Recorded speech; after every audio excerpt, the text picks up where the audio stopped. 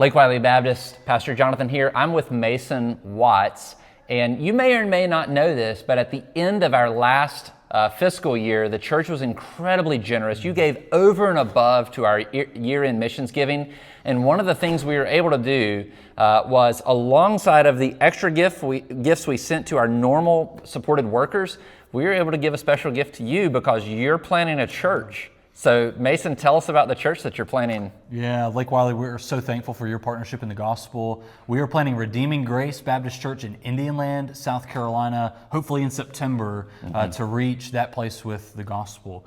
Indianland's grown 476% in the last 20 years, and the number of Baptist churches has grown by 0. So we think it's high time that a Baptist church is planted that can train up disciple makers, reach the lost, raise up new elders, and just be a church that's there for the long haul to keep that process going. Yeah, I've been friends with Jordan Willard for more than a decade now. Jordan is the pastor at FBC Weddington. And so it's like if you look at Southwest Charlotte and then Southeast Charlotte, Weddington, I know some faithful churches there, but there's this big gaping hole right in the middle. Yeah. And so that's where you guys are heading.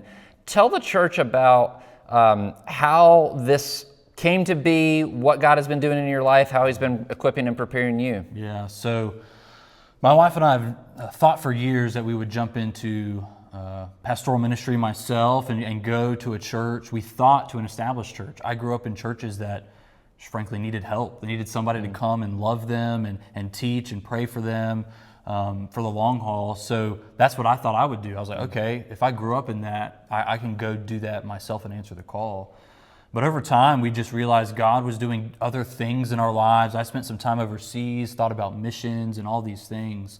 But through counsel with pastors that were involved in my life, churches and church members who were speaking into my wife's life and my life, we realized actually God's calling us to something different. And Park Baptist, the church I was at, reached out and said, would you consider coming back to Park as a resident to see this church planted? And it really took that Macedonian call kind of thing where someone else pointed out the need.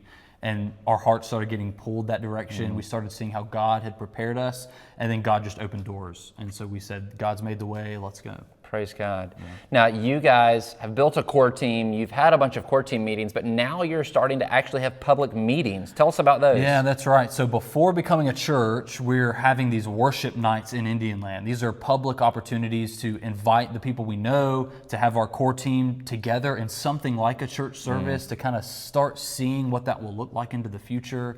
This is a place where we can invite people in to maybe consider joining the core team and inviting our unbelieving friends to hear the gospel as well. So we're actually hosting public services in Indianland once a month, the last Sunday of each month, from now until about July. Okay. That's the plan.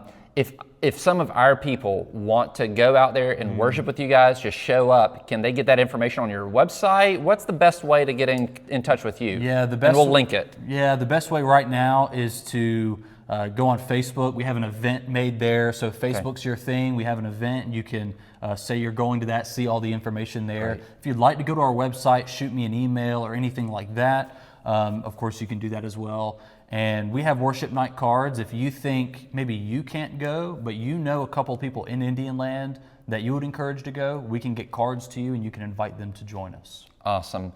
Just so they know it and hear it one more time, give the church name so they can go search it on Facebook. Yeah. Redeeming Grace Baptist Church in Indianland. Our colors are kind of violet and gold. So if you see that color, you kind of know you're in the right direction. Awesome. Mason, we're praying for you. Lake Wiley, I hope you are as excited as I am.